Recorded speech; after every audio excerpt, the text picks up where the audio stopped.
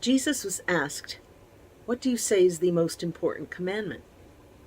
He didn't say one of the big 10. He said one of the big 613 from the Hebrew Bible. He says you are to love God with all your heart, soul, and mind, and love your neighbor as yourself. And I think about that one because it seems in the ancient world people love themselves.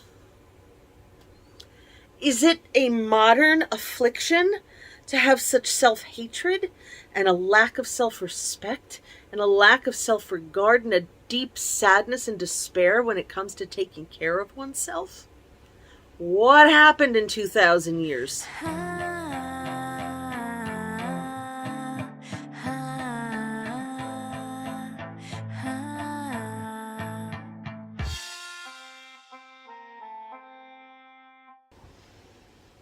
What does it mean to love oneself? Well, I've been in personal development training since I was 18. I did the Landmark Forum. I did the whole curriculum, by the way, twice. I've done many personal development seminars. What did they used to call it? Self-actualization, self-realization. You know, the me movement of the 70s when it rolled over into the 1980s. I did all those things. Why? Because I was severely depressed. I didn't know what that meant.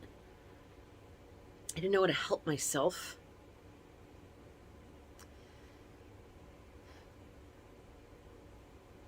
And I searched.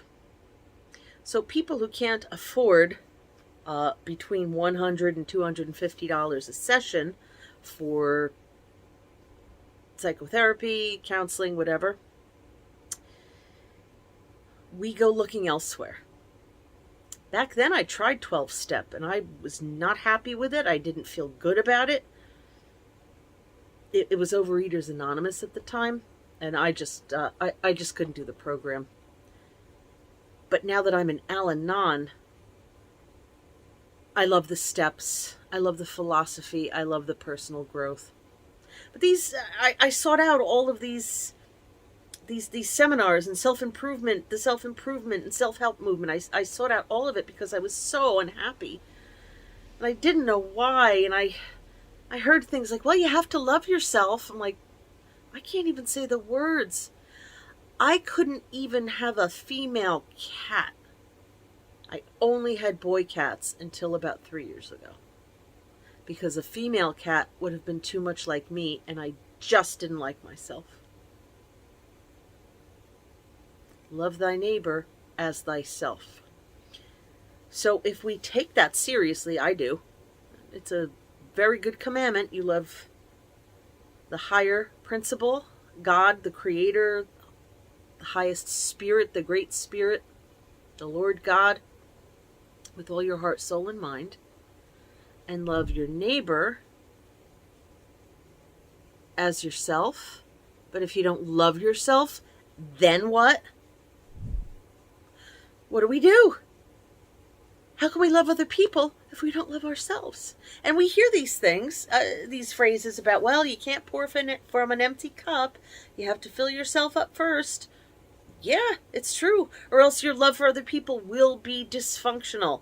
It will be a kind of a people-pleasing, codependent mess where you look to another person to fulfill every one of your emotional and spiritual needs.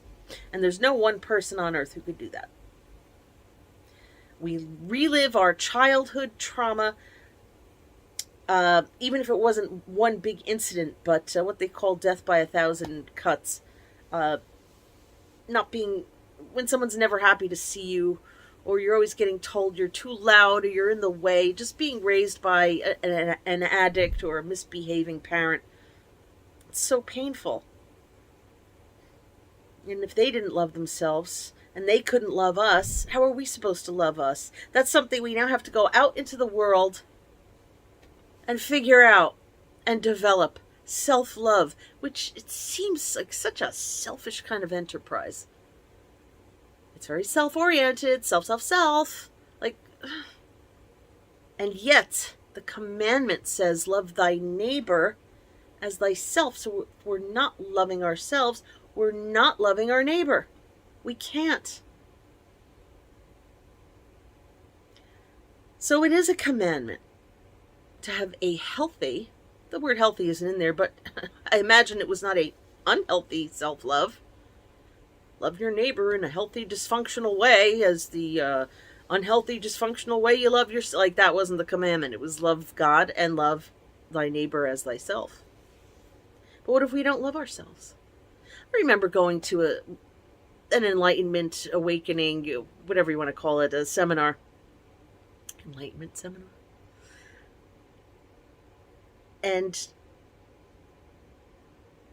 one of the coaches said something like, well, I love myself. And I was thinking, how could you say that? How could you say you love yourself? I don't even know what that language is. What do you mean you love yourself?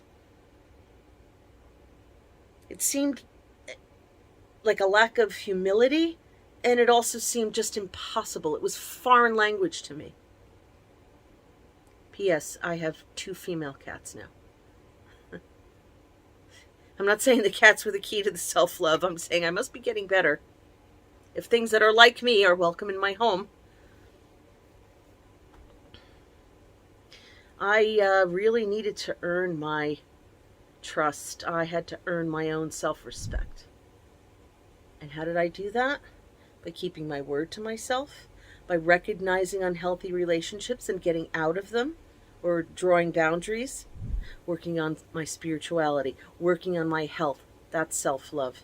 How can I get up here and teach, or up in front of the room and teach, when I'm not loving myself in a healthy way? How can I love those students? How can I love you watching if I despise myself and I'm just hoping that you'll come along and tell me something nice about myself so I can like myself for 5 minutes? That's not how it works. So self-love is not a narcissism. It's not that. It's a taking care of oneself because that's the healthy and right thing to do. It's having self-respect and self-esteem because it's the right thing to do. Why? Because the world needs all those characteristics. The world needs love and esteem and respect and integrity. So we start with self and expand it to others. How? Like I said, keep your word to yourself. Take care of your health. Have a spiritual practice. When the voice in your head says, all right, that's enough internet for today. Okay, you can stop scrolling through TikTok or whatever. It goes by too fast for me. I'm not a fan. I like Instagram better. But I could waste a lot of time on InstaTwit and FaceBatch and all the other platforms. When we hear that voice in our heads, when we know we should get up to prepare some fresh food instead of reaching for junk, when we're in the grocery store and we know we should be buying those fresh vegetables and then actually cooking them at home instead of letting them kind of rot in the back of the fridge. Look, that's what the crock pot's for. Just toss them in. Put a little salt. I use Morton's pickling salt. It's just salt. No additives, no anti-coagulation agents, no coating. It's just salt. It's very pure. Keeping a budget is a form of self-love. Vacuuming instead of being like, I don't feel like it. Who feels like it? We can't base our lives on, I don't feel like it. Just get the broom, get the vacuum. You'll feel better after you do it. Same thing with going to the gym. I never regretted going to the gym when I was gymming. It's a verb, to gym. Keep your word to yourself. Have self-respect. Take good care of yourself. And then, in a healthy way, you can do the same for others. Please like, subscribe, leave me a comment. Let me know if you agree or disagree. I'll be back tomorrow because I said I would be.